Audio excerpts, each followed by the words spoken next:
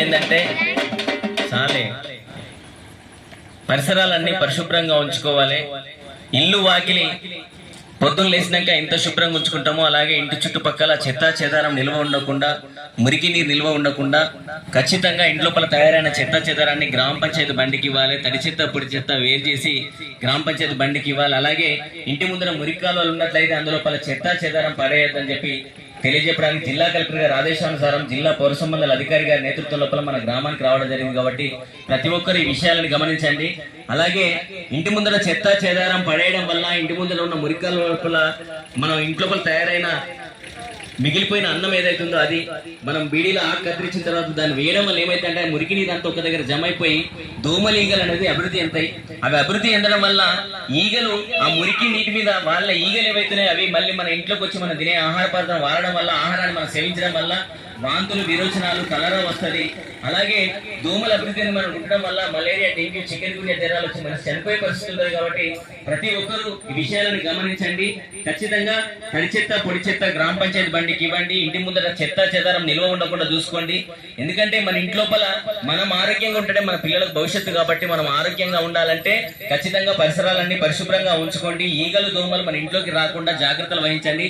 అలాగే ఇంకొక విషయం ఏంటంటే దయచేసి ప్రతి ఒక్కరూ మరుగుదొడ్లు నిర్మించుకోండి. మరుగుదొడ్డి లేని వాళ్ళు ఖచ్చితంగా నిర్మించుకోవాలి. ఉన్న వాళ్ళు మరుగుదొడ్డి లోపల మల విసర్జన చేయాలి. ఆరు బయట డబ్బాలు పట్టుకొని పోయే సంస్కృతి మానుకోవాలని చెప్పి సందర్భంగా తెలియజేస్తున్నామమ్మా. ఇంకోటి ఏంటంటే కలుషితమైన నీటిని తాగదు, కలుషితమైన ఆహారం అంటే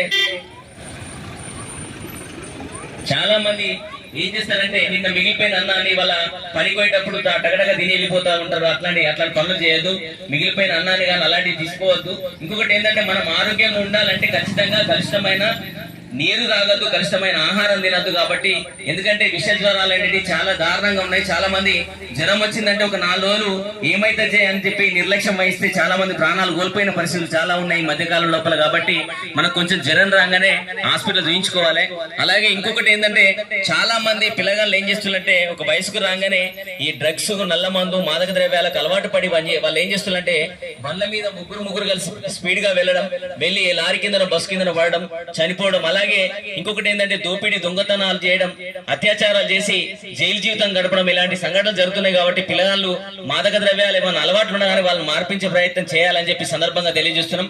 అలాగే మాదక ద్రవ్యాలు ఎవరి దగ్గర ఉన్నా కానీ, ఎవరైనా సేవించినట్టు తెలిసినా కానీ, ఎవరైనా అమ్మినట్లు విక్రయించినట్టు తెలిసినా కానీ, ఎవరు సాగు చేసినట్టు తెలిసినా కానీ పోలీసు వారికి సమాచారం ఇచ్చి మన పిల్లల భవిష్యత్తును మనం కాపాడుకోవాల్సిన బాధ్యత మీ అందరి మీద ఉందని చెప్పి తెలియజేస్తున్నామమ్మా.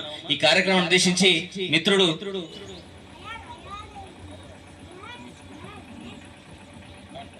సురేష్ గాలం లోపల ఒక మంచి పాట వింది.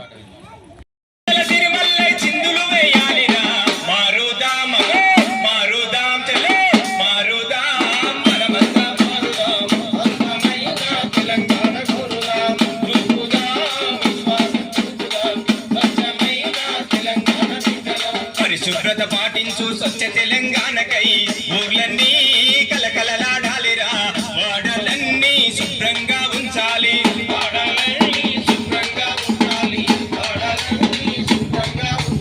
పరిశుభ్రత పాటించు స్వచ్ఛ తెలంగాణకై ఊర్లన్నీ కలకలలాడాలిరా. వాడలన్నీ శుభ్రంగా ఉంచాలి.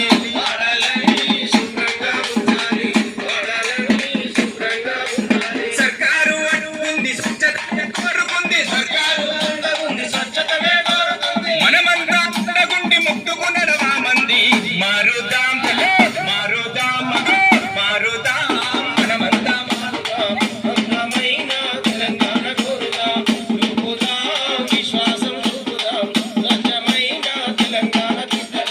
చెత్తను పొడి చెత్తను వేరు చేసి ఇవ్వాలి.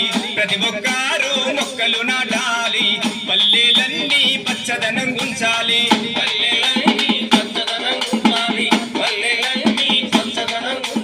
తడి చెత్తను పొడి చెత్తను వేరు చేసి ఇవ్వాలి. ప్రతి ఒక్కరు మొక్కలు నాటాలి. పల్లెలన్నీ పచ్చదనం గుంచాలి.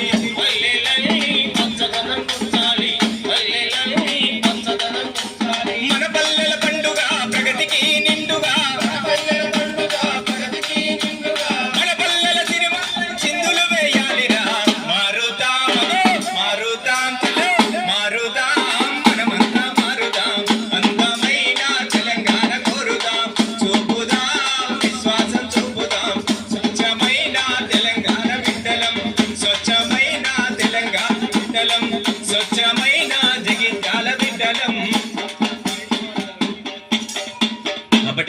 దయచేసి ప్రతి ఒక్కరూ పరిసరాలన్నీ పరిశుభ్రంగా ఉంచుకోండి. మీ ఇల్లు వాకిలి శుభ్రంగా ఉంచుకున్నట్టు మీ ఇంటి చుట్టూ పరిసరాలన్నీ పరిశుభ్రంగా ఉంచుకొని మీ ఆరోగ్యాన్ని కాపాడుకోవాల్సిందిగా తెలియజేస్తున్నామండి.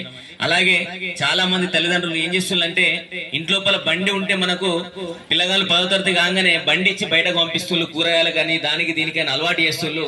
వాళ్ళు బండ్ల మీద వెళ్ళి ఆ బండి ఏమైతుందంటే స్పీడ్ గా వెళ్ళడం, లేకపోతే బయటకు వెళ్ళిన తర్వాత ముగ్గురు మిత్రులు వేసుకొని వెళ్ళి వాళ్ళు విపరీతమైన స్పీడ్ తోటి వెళ్ళి ఎదురుగా వచ్చే వాళ్ళని గుద్దడం, వీళ్ళు ప్రాణాపాయ స్థితిలోకి వాళ్ళను కూడా నెట్టడం అనేది జరుగుతుంది. కాబట్టి దయచేసి పిల్లలకు బండ్లు ఇవ్వకండి. వాళ్ళకి ఎట్లా నడపాలో ఏదో అనేది ట్రాఫిక్ రూల్స్ తెలియకుండా బండి నడిపి ఇంకొకరి ప్రాణాలు తీసే విధంగా వాళ్ళు ప్రవర్తిస్తున్నారు. కాబట్టి దయచేసి వాళ్ళందరికీ బండ్లు ఇవ్వద్దు. ఒకవేళ మైనర్ పిల్లలకు బండ్లు ఇచ్చినట్లయితే బయట పోలీసు వాళ్ళకు దొరికితే 25,000 రూపాయల జరిమానా ఉంటది, అలాగే జైలు శిక్ష కూడా ఉంటది. కాబట్టి దయచేసి ప్రతి ఒక్కరు డ్రైవింగ్ లైసెన్స్ ఖచ్చితంగా తీసుకోవాలి లేని వాళ్ళు, అలాగే బండికి ఇన్సూరెన్స్ కూడా చేయించుకోవాలి. అలాగే ఖచ్చితంగా మనం ఎటు వెళ్ళినా గానీ హెల్మెట్ అనేది ధరించాలి. ప్రతి ఒక్కరి విషయాలన్నీ గమనించండి. ఎందుకంటే పోలీసు వాళ్ళు కొత్త చట్టాలు వచ్చినాయి కాబట్టి పోలీసు వాళ్ళు ఖచ్చితంగా వాళ్ళకి దొరికినట్లయితే ప్రతి ఒక్కరికి జరిమానాలు విపరీతంగా ఉన్నాయి. కాబట్టి అవన్నీ భరించాలంటే మనకు కాదు. కాబట్టి ఖచ్చితంగా ఇవన్నీ మనం ఉండాలి. వాళ్ళు అడిగినప్పుడు మనం ఖచ్చితంగా బండి పేపర్స్ కానీ, మన డ్రైవింగ్ లైసెన్స్ కానీ, హెల్మెట్ కానీ, వాళ్ళు ఏది అడుగుతుంది ఇన్సూరెన్స్ కానీ ఏది అడిగినా మనం చూపించేటట్టు మన అందరం ఉండాలని చెప్పి సందర్భంగా తెలియజేస్తూ ప్రతి ఒక్కరూ ఖచ్చితంగా పరిసరాలన్నీ పరిశుభ్రంగా ఉంచుకొని మీ ఆరోగ్యాన్ని కాపాడుకోవాలని చెప్పి తెలియజేస్తూ ఈ కార్యక్రమానికి ఇక్కడికి రావడానికి సహకరించిన, ఇక్కడ కార్యక్రమం చేయడానికి సహకరించిన గ్రామ ప్రజలందరికీ, ప్రతి ఒక్కరికి విన్న వాళ్ళందరికీ పేరు పేరున కృతజ్ఞతలు ముగిస్తున్నాం. Thank you.